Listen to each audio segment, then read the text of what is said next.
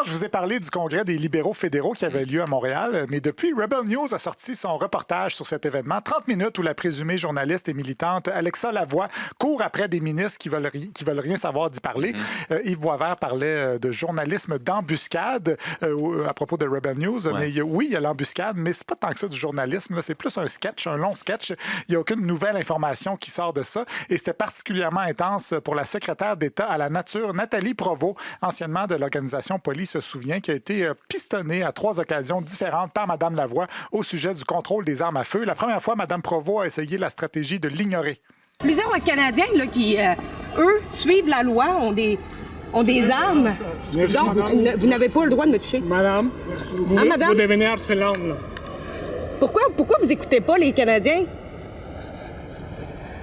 Tassez-vous, monsieur, là. Don't touch me. Vous devenez harcelante. Vous n'avez pas le droit de me toucher, sinon je vous Je ne suis poursuis. pas en train de vous toucher, madame. Vous me touchez. Bon, ça, c'était la première fois. La deuxième fois, elle lui a demandé de façon polie d'arrêter. C'est pas grave. Il y a beaucoup de gens qui veulent savoir. Pourquoi vous ne voulez pas leur répondre? Tranquille, s'il vous plaît. Répondez, s'il vous plaît, pour les Canadiens qui se demandent qu'est-ce qui va se Vous me laissez passer. tranquille, s'il vous plaît.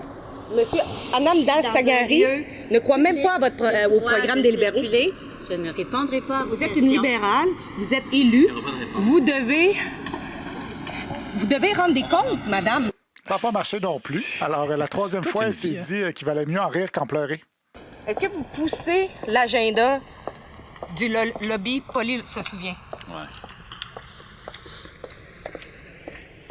Vous savez que c'est une tactique très fasciste que ce que vous êtes en train de faire, monsieur, en essayant de bloquer. Elle l'a trouvé drôle aussi. Pourquoi c'est drôle, madame? Excusez, madame. Pourquoi c'est drôle, madame? Essayez de bloquer des caméras, madame, pour faire taire les médias. Vous pensez pas que c'est du fascisme? Oui, c'est ça. C'est comme ça que la dictature commence, avec un doute qui cache la caméra avec son iPad ou je sais pas trop. J'imagine les livres d'histoire du futur, et c'est ainsi que la démocratie tomba quand Nathalie a refusé de sourire pour le vlog d'Alexa. Malheureusement, on peut pas dire que c'est mission accomplie pour notre Antifa, parce qu'elle n'a pas pu compléter le cycle habituel de Rebel News qui consiste à harceler, se faire arrêter, faire pitié, demander des dons au public. Faut dire que tout comme nous, à Rebel News, ils font de l'information autrement. Oui, D'ailleurs, on a pu le constater dans le choix des sujets assez obscur là, qu'elle a abordé dans son entrevue avec Paul Saint-Pierre Plamondon la semaine dernière. Au menu, l'économie, le tramway de Québec, la collaboration du privé dans le secteur public, les référendums proposés en Alberta, l'immigration, les prières de rue, la laïcité, le programme de rachat des armes à feu et enfin l'aide médicale à mourir.